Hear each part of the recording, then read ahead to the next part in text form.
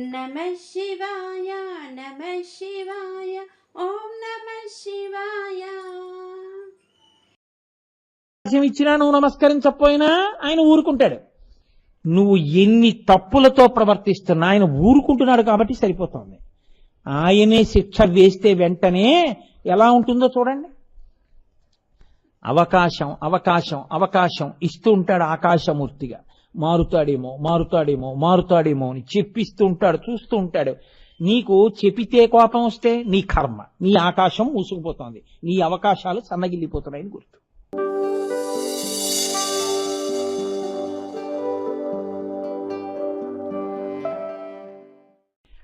ఆయన వాయుమూర్తిగా ఉండకపోతే లోకంలో అసలు వేదము చదువుకోవడము లేదు, వేదం పలకడము లేదు, వేదం చెప్పడము లేదు.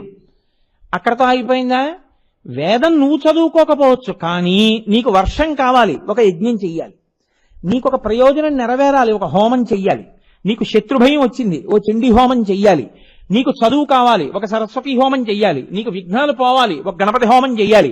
ఇప్పుడు ఈ హోమం చెయ్యాలంటే నీకు మొదట వేదం చెప్పేవాడోడు ఉండాలి, మంత్రం చెప్పేవాడు అక్కడ కూర్చోవాలి బ్రహ్మస్థానంలో. ఇప్పుడు ఆయన కూర్చుంటే కదా నువ్వు క్రతువు చేయడం, ఆయన మంత్రం చెప్తే కదా. ఆయన మంత్రం చెప్పాలంటే వాయువు ఉండాలా వద్దా? లేకపోతే ఆయన ఎలా చెప్తాడు మంత్రం? ఆయనలోకి ఊపిరి ఎడితే కదా చెప్పడం. వాయు చలనము లేకపోతే అసలు మంత్రం ఎలా వస్తుంది?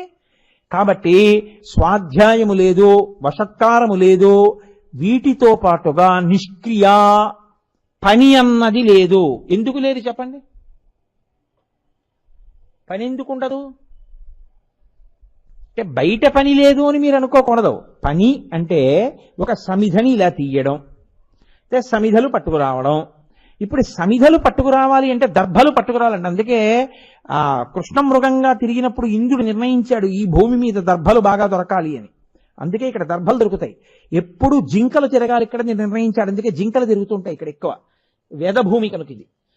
కాబట్టి ఇప్పుడు మీరు దర్భ పట్టుకురావడానికి వెళ్ళాలంటే ఏం చేయాలి? శరీరం కదలాలా? దర్భ తెచ్చుకోవాలంటే శరీరం కదలాలంటే ఏం చేయాలి? వేళ్ళు ఇలా ఇలా వంగాలి, ఈ పాదం ఇక్కడ వంగాలి, మళ్ళీ మోకాలి దగ్గర వంగాలి, మళ్ళీ ఈ కటి భాగం దగ్గర వంగాలి, ఈ చేతులు ఇలా కదలాలి, ఈ చెయ్యి ఇలా ఈ 3 వేళ్ళు కదిలి పట్టుకోవాలి.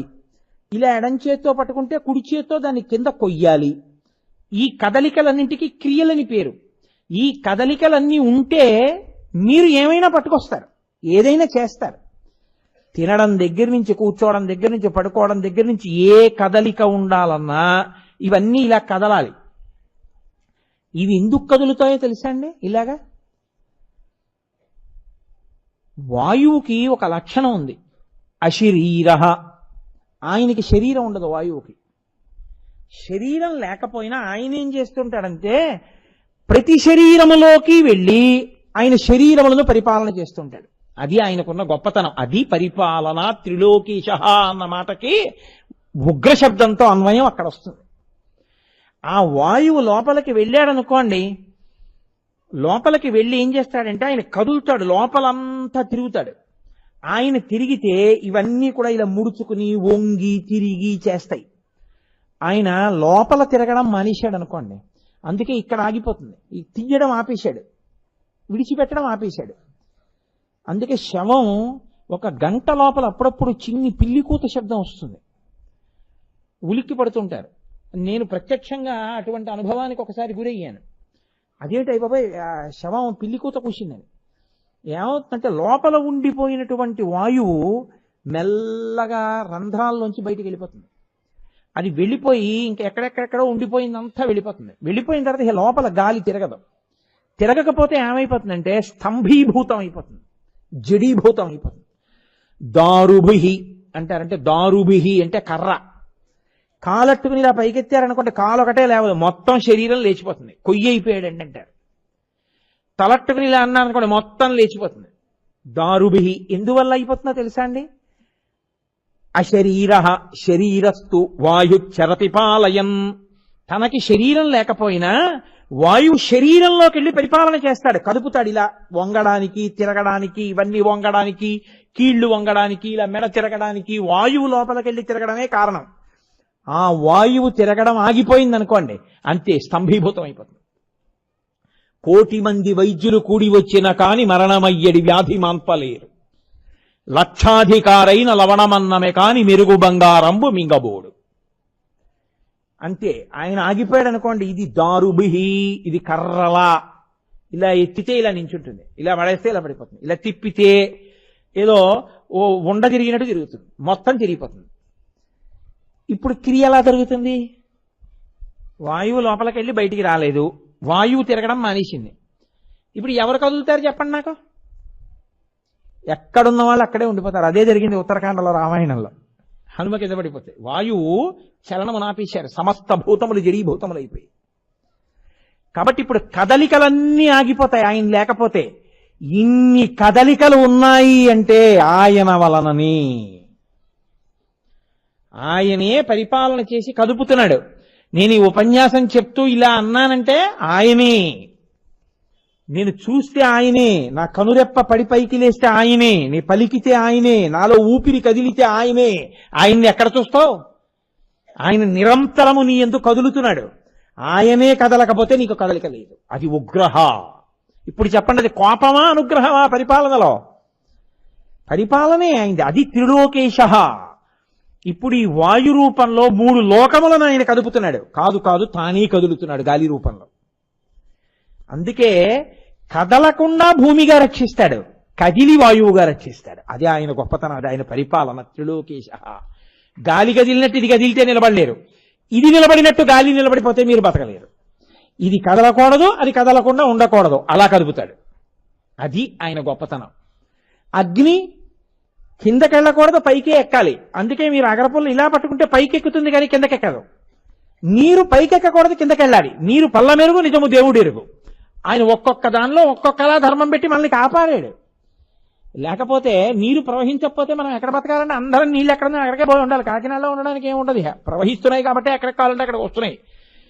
గాలి ఎక్కడో ఉంటుంది, అక్కడ ఉండండి అన్నారు అనుకోండి, అందరూ అక్కడే పడి ఉంటారు, అంతే. ఇరుకైనా ఇంకోటైనాను. గాలి మీరెక్కడికెడితే అక్కడికి వస్తోంది కాబట్టి మనం బతుకుతున్నాం. ఈశ్వరుడికి కృతజ్ఞత చెప్పడానికి ఇంతకన్నా మీకేం కావాలి? ఆయనకి నమస్కారం పెట్టడానికి ఇంతకన్నా మీకేం కావాలి? ఉపకారం. ఆయన నేను రాను అలాగా అని ఒక్క మాట అంటే అయిపోయిందంతే కదండి. ఆయన అలా అంటలేదు. ఆయన పెట్టిన అన్నం తినేసి మైకుచ్చుకుని ఆయన తిడుతున్నా. కాబట్టి మనం ఎంత కృతజ్ఞులం అయి ఉండాలి. ఆయన ఎంత ఓర్పున్నవాడై ఉన్నాడు మహానుభావుడు. పోన్లేరా మన పిల్లాడే కదా అని ఊరుకుంటున్నాడు. కాబట్టి వాయుశ్చరతి పాలయన్, ఆయనే లోపల ఉండి స్వాహాకారముగా, వషట్కారముగా, స్వాధ్యాయముగా, క్రియాకలాపములుగా, కదలికగా ఉన్నాడు. కాదు, అసలు వాయు ప్రాణ, ఆయనే ప్రాణం. ఇంట్లో మంగళము అన్న మాటకు అర్థం ఏమిటో తెలుసా అండి? అసలు అందరిలోకి గాలి వెళ్ళి బయటకు వస్తూ ఉండడమే మంగళం. ఇప్పుడు ఆవిడ అన్నం తిందా, మంచినీళ్ళు తాగిందా, కాసేపు వదిలేయండి. ఆవిడ పాలు తాగైనా ఉంటే పెళ్ళి అవుతుంది. ఆవిడేమో ఈ గోత్రంలో పుట్టింది, ఈ ఇంటి పేరులో పుట్టింది, ఆవిడేమో ఊపిరి అయిపోయింది అనుకోండి, నువ్వు ఎన్ని పెళ్లి ఏర్పాట్లు చేసుకుంటే అసౌతం వచ్చి కూర్చుంది. ఆ ఊపిరి వెళ్ళి లోపలికి రాకపోతే పెళ్ళైనా ఆప్ చేయవలసిందే. ఎలా చేస్తావు? కన్యాదానం చేయడానికి లేదు. ఏదో ఆ ఊపిరి లోపలికి వెళ్ళి బయటకు వచ్చి, లోపలికి వెళ్ళి బయటకు వచ్చి, అమ్మయ్య పెళ్ళంతా అయిపోయింది, ఆవిడకి ఆగిపోయింది, గొడవ వెళ్ళిపోయింది, గట్టెక్కేశాం కదండి. ఆయన నీ మంగళములను శాసిస్తాడు ఊపిరి రూపంలో, కదిలి పైకొచ్చి, కదిలి పైకొచ్చి. అది శివుడంటే. కాబట్టి ఆయన చెయ్యనిది, ఆయన అనుగ్రహం కానిది ఏముంటుందండి లోకంలో? అటువంటి వాడు ఆయన వాయు ప్రాణ. అందుకే గౌరవము అన్న మాట అంతా దేన్ని ఆశ్రయించి ఉంటుందో తెలుసా అండి? కేవలము శివ, ఉగ్ర, ఆయన్ని ఆశ్రయించే గౌరవం ఉంటుంది. శంకర భగవత్పాదులు అద్భుతమైన మాట చెప్పారు భజగోవిందంలో. యావత్ పవనో నివసతి దేహే తావత్ పృచ్చతి కుశలంగేహే గతవతి వాయౌ దేహాపాయే భార్యాభిభ్యతి తస్మిన్ కాయే. అంటున్నంతసేపు ఏమంటే బాగున్నారా అంటుంటారు, అదొక్కటే ఆగిపోయింది అంతే. అమ్మా బయట పెద్ద వర్షం పడుతోందమ్మా, రేపు తీసుకెళ్తాం. రోజు మా ఆయన అని పట్టుకు పడుకునేదానివి కదమ్మా, ఇవాళ కూడా పక్కన పెట్టుకు పడుకో నీ మొహం ఇట్సా, ఇంకా ఆయన ఎక్కడ ఉన్నాడు? తస్మిన్ కాయే, అది ప్రేతం రా, శరీరం వీధిలో ఉంచండి అంటుంది. వీధిలో తీసుకెళ్లి పడుకోబెట్టేస్తారు. పక్కిళ్ళ వాళ్ళు, ఆయన కనబడితే చాలన్న వాళ్ళు, ఆయనకి నమస్కారం పెడతామన్న వాళ్ళు, మా అదృష్టం అండి ఆయన రోజు కనపడతాడన్న వాళ్ళు ఆయన ఎప్పుడు తీసుకెళ్లిపోతారండి? భోజనం చేయాలి కదా అని అడుగుతారు. నీ బతుకు గౌరవం అంతా ఆయన లోపలికి వెళ్ళి బయటికి రావడంలో ఉంది, నీది అనుకుంటున్నావు. కాబట్టి శంకరులు నిష్కర్షగా చెప్పేశారు, అదిరా గౌరవం ఆయనది, ఆయనది విలువంతా. కాబట్టి వాయు ప్రాణ సుఖం వాయు, అసలు సుఖమన్న మాటకి ఎవరో తెలుసా అండి? ఆయనే. అక్కడ మంచి అన్నం పెట్టారు అని ఆయాసం వస్తుంది, ఏమి నువ్వు తినేది? సెకండ్ ఏసీలోకి ఎక్కావు, ఓ ముక్కు కారిపోతోంది, ఆయాసం, ఏమి నువ్వు అనుభవించేది? ఊపిరే అందట్లేదు, ఇంకేమిటి సుఖం? ఎంతో ఉక్కబోస్తోంది, విసిరికర్రెత్తి విసిరారు, అమ్మయ్యా అన్నావు. వాయువే సుఖం, ఇదెందుకు లేకపోతే నాకు? అది అది ఉంటే కాస్త వీడేమైనా గట్టిగా చెప్తారు, 4 మాటలను కలిపి పెట్టారు. అదే ఈశ్వరుడు. చూడండి, ఆయన అనుగ్రహం. శక్తి లోపల ఉన్న విద్యుత్తు కదులుతోంది కాబట్టి మా అమ్మ, అరే నా గురించి చెప్పడానికి వచ్చాడని నా తల్లిదండ్రులు నన్ను సేవిస్తున్నారు. ఎవరి గురించి నేను చెప్తున్నానని మీరు అనుకుంటున్నారో వాళ్లే నన్ను సేవించి నాతో చెప్పిస్తున్నారు ఫ్యాన్ రూపంలో. అది ఆయన అంతకి దిగిపోతాడు. కాబట్టి లేకపోతే అందులోంచి గాలి రాబట్టి కదూ చెమట పట్టకుండా 4 మాటలు చెప్పగలుగుతున్నాను. లేకపోతే ఈ పాటికి లాల్చి ఇలా ఇలా ఇలా ఇలా అనుకుని ఇలా ఇలా ఇలా 10 మాటలు వాచి చూడడం. కాబట్టి సుఖం వాయు, వాయు ప్రాణ సుఖం వాయు. అటువంటి వాయువు కానీ లేదనుకోండి, అసలు ఆ వాయువునందే ఈ లోకమంతా ప్రతిష్ఠితమయ్యింది. ఆ వాయువే లేకపోతే ఉత్తర క్షణంలో లోకమంతా శవమైపోతుంది. అటువంటి వాయువే సమస్తమునకు ఆధారమయ్యున్నది. ఆయన ఉగ్రహ, శివుడై ఉన్నాడు. అందుకే శ్రీకాళహస్తిలో వాయులింగం అంటే ఎదురుగుండా కనపడినటువంటి లింగస్వరూపంగా కాదు దర్శనం. ఆ ముందర వేలాడుతుంటుంది ఒక పెద్ద ప్రమిద. ప్రమిదలో ఒక ఒత్తి ఉంటుంది, పెద్ద ఒత్తి. అన్ని దీపాలు నిశ్చలంగా అలా నిలబడి వెలుగుతుంటే అదొక్కటే రెపరెపరెపరెపలాడుతుంటుంది. మీరు అక్కడే గాలి ఏమి ఉండదు, మరి గాలి ఉంటే పక్క దీపం కూడా రెపరెపలాడాలిగా. మీరు దేవాలయం తలుపులన్నీ వేసేసినా సరే అక్కడ మాత్రం దీపం రెపరెపరెపరెపలాడుతుంది. ఎందుకో తెలుసా అండి? వాయు రూపంలో ఈశ్వరుడు నేనే ఈ లోకాన్ని నిలబెడుతున్నానని శ్రీకాళహస్తిలో అక్కడ దీపాన్ని కదుపుతూ నిరూపిస్తాడు. అందుకని వాయులింగ క్షేత్రమైంది శ్రీకాళహస్తి. అందుకే అక్కడ పశ్చిమాభిముఖుడవుతాడు. పశ్చిమం సూర్యాస్తమయానికి గుర్తు. సూర్యాస్తమయం అంటే పూర్తయిపోయిందని. ఈ జీవుడు పడిపోయేటప్పుడు, శరీరంలోంచి బయటికి వెళ్ళిపోయేటప్పుడు ఒక్కసారి తనివి తీరా శ్రీకాళహస్తి వెళ్ళి ఈశ్వరుడి దగ్గర నిలబడి స్తోత్రం చెప్పి బయటికి వస్తే, ఆయన శరీరం పడిపోయేటప్పుడు లోపల వాయులింగం కాబట్టి ఆయన వాయురూపంగా వెళ్ళి ఆఖరి ఊపిరి విడిచిపెట్టేస్తున్న వేళలో ఆ ఆఖరి ఊపిరిని శివా శివా శివా అన్న నామంగా మార్చి వీడు శివనామం చెప్తూ పడిపోయాడన్న పుణ్యం ఇచ్చి తనలో కలిపేసుకుంటాడు. అందుకని శ్రీకాళహస్తి అంత ప్రఖ్యాత క్షేత్రమైంది వాయులింగమై. కాబట్టి అటువంటి వాయుస్వరూపమైనటువంటి వాడెవరో ఆయన ఉగ్రుడై ఉన్నాడు. ఆయనే భీమః, ఆకాశరూపుడై ఉన్నాడు. అందుకే మనం త్రిలోకేశ అని ఉగ్రహ, భీమః ఈ నామాలన్నీ చెప్తున్నాం కదా. అందులో హరహ, ఆయనే ఇది తెలుసుకోకుండా బతికేసి మళ్ళీ పుట్టి మళ్ళీ పుట్టి మళ్ళీ పెంచి మళ్ళీ పుట్టి మళ్ళీ చచ్చి మళ్ళీ పుట్టి మళ్ళీ చచ్చి ఇంకా ఉపాధిలో తిరగడం తప్ప ఎప్పటికీ తన జ్ఞానం రానివాణ్ణి తానే పొందేస్తాడు. కాబట్టి హరహ, ఈ లోకాలన్నిటినీ తుడిచేసి తనలో కలిపేస్తాడు. కాదు, హరహ అన్న నామం ఎంత గొప్పదో తెలుసా అండి?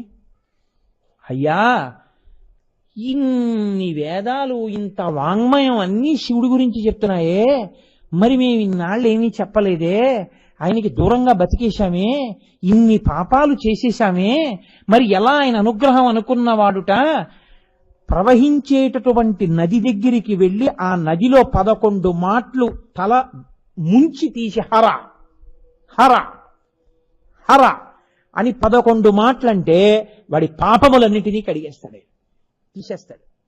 అందుకే ఇంకేమీ అందరూ శివనామంలో భోజనకాలే శివనామస్మరణే హర హర మహాదేవ శంభో శంకర అంటారు. హర హర 2 మాటలు అంటారు. ఆ హర హర అన్న నామం అంత గొప్పది. నువ్వు తెలుసుకోపోతే ఆఖరికి నిన్ను హరిస్తుంది, తెలుసుకుంటే పాపాన్ని హరిస్తుంది. ఆ హరుడై ఉంటాడు. పాపములను తీయగలిగిన అనుగ్రహమూర్తి సదాశివోం త్రిలోకేశ. ఆ మహానుభావుడే భీమ. ఇది ఆయన పరిపాలన అన్న మాటకి నేను అన్వయం చేస్తున్నాను. త్రిలోకేశలోనే శివనామాలు కొన్ని ఏరి కలిపేశాను, మీరు గుర్తుపెట్టుకుని టిక్కు పెట్టేసుకోవాల్సి ఉంటుంది. కాబట్టి భీమ భీమ అన్న నామంతో ఆయన ఆకాశమునకంతటికీ కూడా అధిపతి అయి ఉంటాడు. ఆకాశమునకు అధిపతి అయి ఉండడం అంటే ఏమిటో తెలుసా అండి? పరిపాలనాంశగా ఎలా పరిణమిస్తుందో తెలుసా? సంకోచ వ్యాకోచముల అవకాశం ఇచ్చినవాడు అవుతాడు. ఆకాశము అవకాశము అని మీరు అనుకోవాలి. ఎప్పుడు ఆకాశము లేని అవకాశము ఉండదు. అవకాశము మూసుకుపోవడమే ఆకాశం లేకపోవడం. సంకోచ వ్యాకోచముల మీదే భవతి ఉండుట అన్నది ఉంటుంది. ఎందుకో తెలుసా అండి? అమ్మ కడుపులో కటిక చీకటి ఉంటుంది. ఆ కటిక చీకట్లో పడుకుని ఉండిపోయి అందున తల కిందకి కాళ్ళు పైకి పెట్టి ఉండిపోవడానికి అలవాటు పడిపోయిన ప్రాణి చాలా ఇరుకైనటువంటి యోని ద్వారంలోంచి బయటికి ప్రసూతి వాయువు తోస్తుంటే అంచెలంచెలుగా పైకొస్తాడు. పైకి వచ్చి మొట్టమొదటిసారి ఇలా కళ్ళు విప్పేటప్పటికీ అన్ని దీపాల కాంతి పడుతుంది. దీపపు కాంతికున్న లక్షణం ఏమిటో తెలుసా అండి? స్ఫురణ మీద ప్రభావం చూపిస్తుంది. నేను ఇలా ఎత్తి కాసేపు అటు చూశాననుకోండి, ఆ దీపాల కాంతికి అన్ని దీపాల కాంతి పడితే నా స్ఫురణ దెబ్బతింటుంది, జ్ఞాపక శక్తి మీద ప్రభావం చూపిస్తుంది.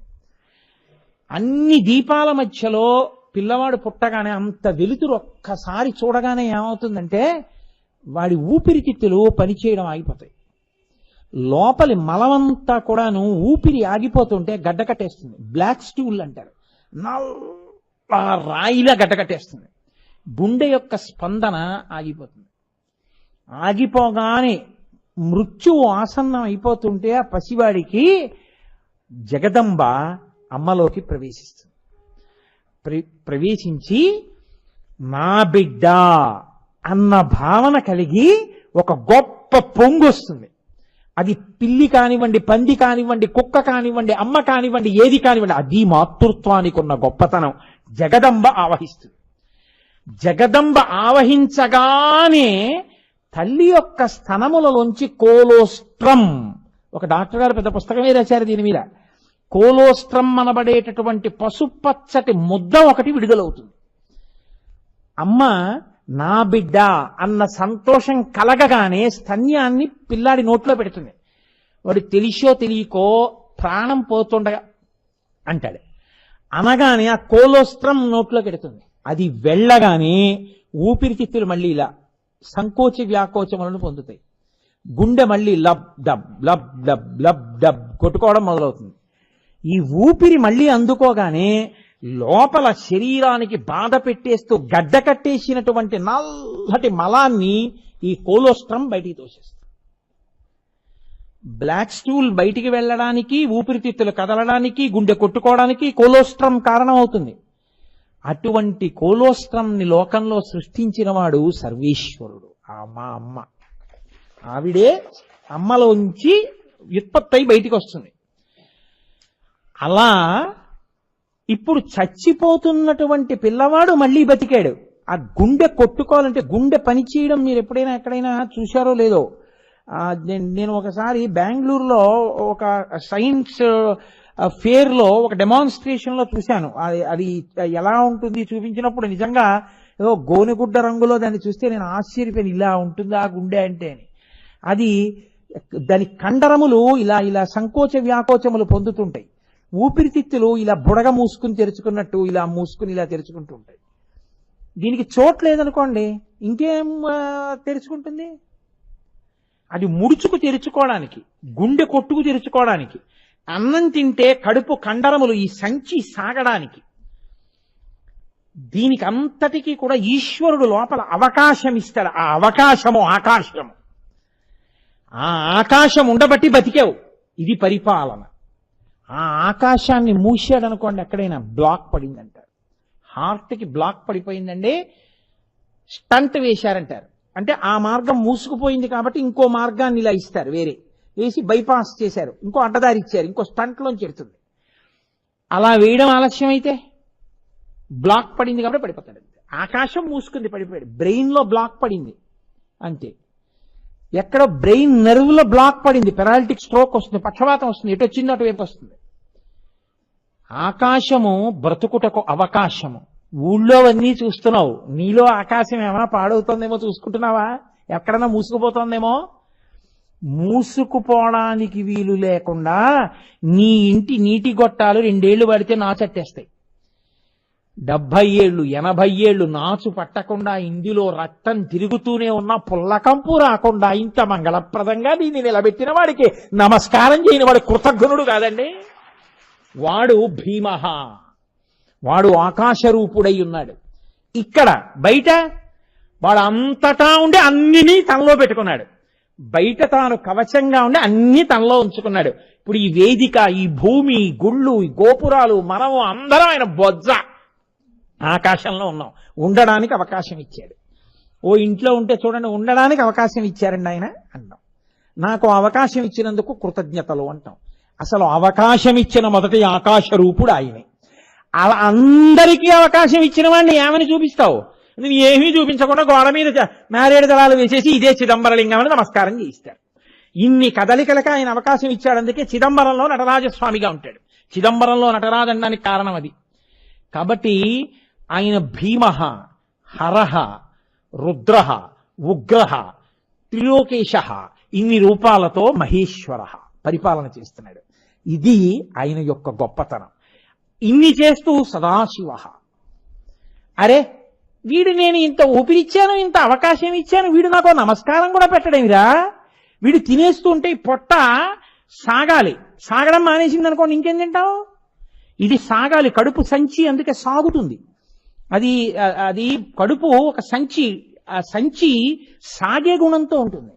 లేకపోతే ఎక్కువ తినేసినప్పుడు కొంచెం పొట్ట ఇలా వస్తుంది, మళ్ళీ ఖాళీ అయిపోతే వెనక్కి వెళ్ళిపోతుంది. సంకోచ వ్యాకోచములు ఉంటాయి కండరాలకి. జీర్ణక్రియ యందు చర్నింగ్ అంటారు. చర్నింగ్ అంటే ఈ చూశారు, కవ్వం పెట్టి చల్ల చేస్తారు, అలా లోపల ఉన్న కడుపు కండరాలు చల్ల చేస్తాయి. తిన్నదాన్ని చర్ చస్ చర్ చస్ అని ఊగుతాయి. అందుకే తినగానే మీరు ఎక్కడికైనా నడిస్తే ఇక్కడ నొప్పి వస్తుంది. రక్తం అంతా ఇక్కడ అవసరం అవుతుంది పని చేయించడానికి.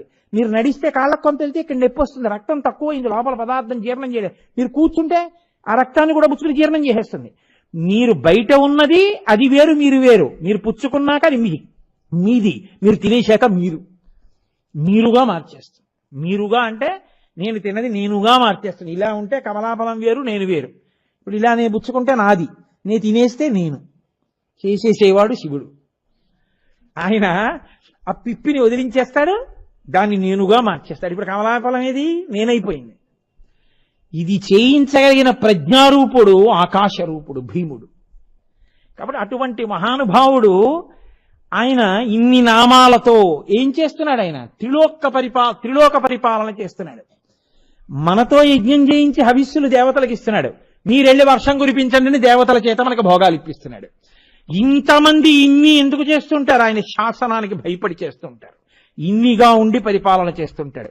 ఇది శివ వైభవం అంటే, ఇది మహానుభావుడు అంటే. అందుకని ఆయన సదాశివో. తినేసి నీకు ఇంత అవకాశం ఇచ్చినా నువ్వు నమస్కరించకపోయినా ఆయన ఊరుకుంటాడు.